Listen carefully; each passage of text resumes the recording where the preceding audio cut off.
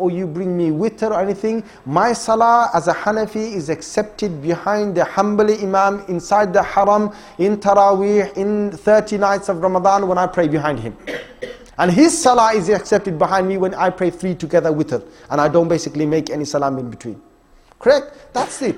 Because you're behind the Imam, his salah is accepted, your salah. That's where the unity is. And if you find anyone telling you, for example, that there was 4 different places for salah in front of the Kaaba, before, about 200 years ago, there was a Hanbali place, Hanafi place, Maliki place, and so on. First thing, the narration of this is very weak.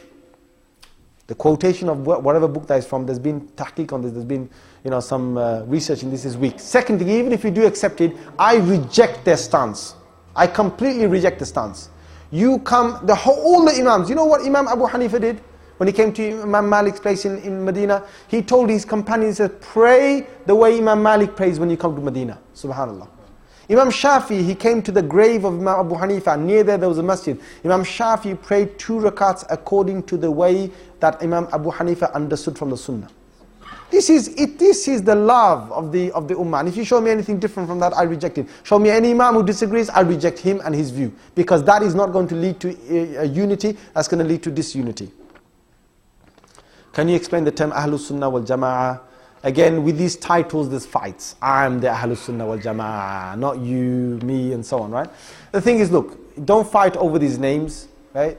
There's a lot of groups that are calling themselves Ahlus Sunnah wal Jama'ah, but put it this way, if you follow the way shown by the Prophet ﷺ, the Quran, and then after that the way of the Sahabas, then you're Ahlus Sunnah wal Jama'ah. And all of these that are claimed, they all can claim they are Ahlus Sunnah wal Jama'ah.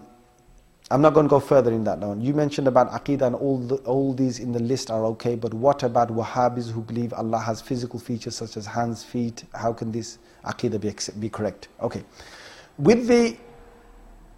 I've just been, some of the ulama here might have been on the same thing on the ulama forum. We have an ulama forum, about 500 different scholars, ranging from Canada, America, Europe, and Africa. Right? We have regular debates on there. There's been huge, lengthy debates on this issue about what they actually believe in. Right? And about Imam Ibn Taymiyyah rahimahullah, what he believed about Allah, and about Imam Ibn Taymiyyah, whether he believed that Allah could sit on the throne or not, and all this issue, okay? There hasn't been a final conclusion, but what it looks like is there's been a gross misinterpretation of his works. A gross misinterpretation. In fact, the very source that they quote from his time, that somebody said, that heard or saw Imam Ibn Taymiyyah say that there's been a there's been discrepancy in his report. And the other fact is that there's been a lot of enemies of Ibn Taymiyyah rahimahullah who have added things to his work. Same happened with Mullah Tanvi recently. A lot of people have added things to his work. And same will happen with great Imams. People will come afterwards and they will add things to their works, and then you won't know what is right and what is wrong. What I will say to you is, on this issue, let's not fight over the issue, right? Because the thing is, the common denominator is, you believe in Allah and he believes in Allah. Let's stop it at there. You're a believer according to that, he's a believer according to that. Okay, now he says to you, what do you say about the hand of Allah, the feet of Allah, this and that? Common denominator is, you believe in that verse, he believes in that verse. Both of you believers. Then he says to you, but what do you actually say about the interpreter? What does it mean? The further down you go, if you're going to start ending up trying to pull him to your own party and to his party, you're going to end up fighting. All I will say to you is, these things won't just be sorted out now. I'll be very honest with you. Centuries have gone with these debates. Yeah? If his Imam is saying one thing, your Imam is saying, this is not an area. This is not an area that will take you out of the fold of Islam. Please remember that. If it was in the fact that whether Allah exists or not, that will take you out of the fold of Islam. If it was whether an attribute exists or not, that will take you out of the fold or not, if you don't believe in something that does exist for Allah. But on an issue, how to interpret this and how not to interpret this, this is not an issue that will take you out of the fold of Islam. And I'm giving you the most widely appreciated and accepted view, and we just have to put up with this with one another until we reach the day of judgment, and we will find out that this will not take you out of the fold of Islam on either side.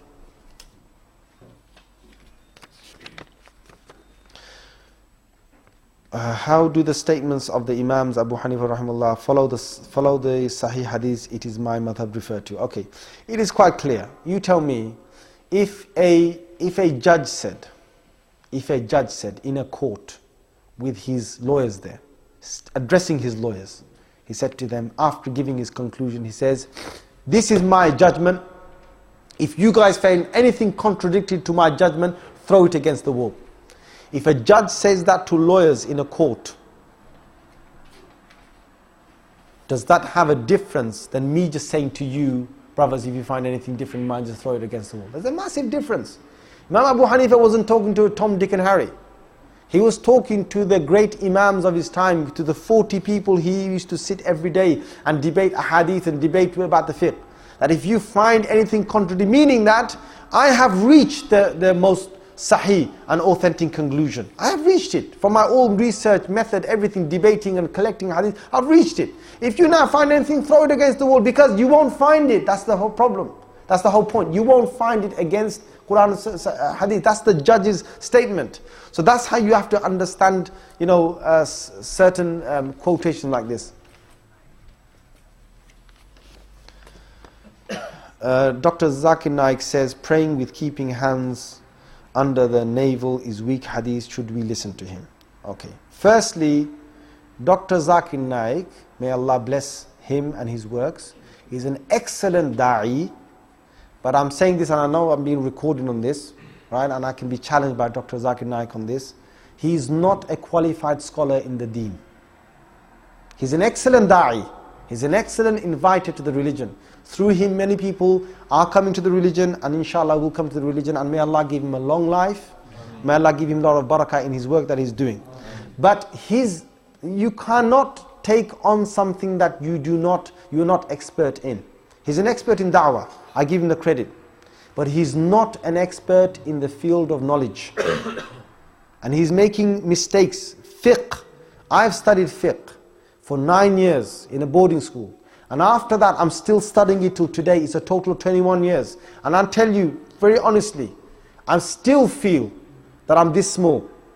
Because I'm still making mistakes in my, in the way I see hadith. And I've covered the hadith in the whole 6 books of hadith and so on, and I've gone through so many fiqh books and so many imams quotations and so on and so forth. So many books I've read, so many scholars have sat at the feet of, and I'm telling you, I feel very, very small. And there's many other scholars like me who will say the same thing. Now, I'm not as an expert like him in da'wah. You bring me a few Hindus, I won't be able to do the same thing that he does. Right? I'll probably just say La ilaha illallah, La ilaha illallah. Yeah. But he can quote from their books with the memory that Allah has given, subhanAllah, and may Allah bless him in that. Yeah? But in the field of knowledge and fiqh, I do not give him any credit. Simply because I have heard myself where he has made mistakes. Clear mistakes. Because the thing is, if you just look at a few hadith, and you've heard a few people, and you try and make conclusions, and you think you know all of it. I mean, to study the fiqh, you have to be fluent in Arabic. In your reading of Arabic, in your understanding of Arabic. I had to study classical Arabic. I had to study syntax, morphology. I had to study, the Arabic of 1400 years ago, 1300, 1200, 1100, 1000. You carry on going through the eras, modern, Arabic and so on. You had to go into the understanding of every ayah of the Quran, tafsir of every single ayah, of every single word, of every single thing. And this is not a small game. And I will say to you that please take da'wah from him. Take his da'wah, learn from him the way he gives da'wah. But don't take fiqh from him. Salafis follow Albani, but he doesn't have a chain or to Rasulullah. Then how can something fiqh be acceptable? Albani has, rahimahullah, has erred. And again, the one who wrote this, you would write Abu Hanifa, but you would put rahimullah next to that. So when you write Shaykh Albani's name, please put rahimullah. Be just. Be just. So Albani has erred many places and all the things hadith incorrect. Now, first thing is, have you judged Albani, rahimahullah, Shaykh Albani, rahimahullah, or have scholars judged him? If you're a scholar sitting here, you shouldn't be even asking me this. Because scholars will deal with the matter, whether he has erred or whether he hasn't erred. Second thing is, as a common person, you're not supposed to get into the deep matters of this. Third thing is, Shaykh Albani, rahimahullah, to understand his work, you have to go into his works. I will tell you that most of the scholars who have judged him have